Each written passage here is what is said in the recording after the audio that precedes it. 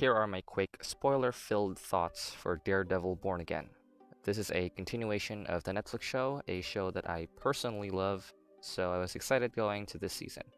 But then it quickly subverted my expectation right at the very beginning.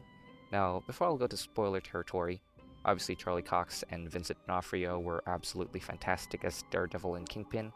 The direction that they took with these characters were interesting, and I really love the rage-filled, tortured vigilante that Charlie Cox played, while Vincent D'Onofrio is more unpredictable than the Netflix show, and way more violent in this season when you compare to the Netflix seasons.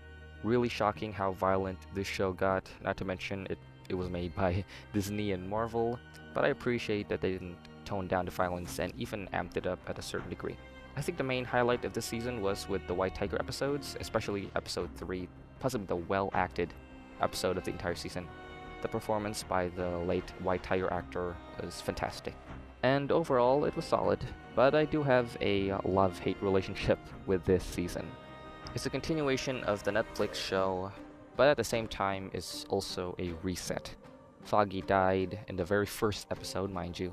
Karen was barely in the season until the final episode, and they were replaced with fine, serviceable characters that couldn't fully replicate the chemistry that Nelson, Murdoch, Page had.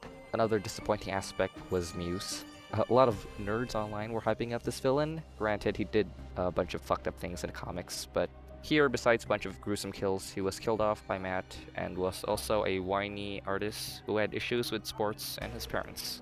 Matt's fate and Catholicism was weirdly not explored here that much, besides a few storylines and one scene. Instead, the season focused more on the political aspects and discussions about corruption and vigilantism, but a lot of it didn't go anywhere yet.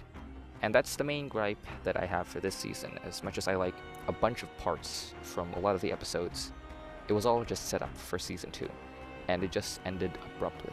However, I'm still excited for the next season, and I would rank this season of Daredevil below season 1, but above season 2 of the Netflix show.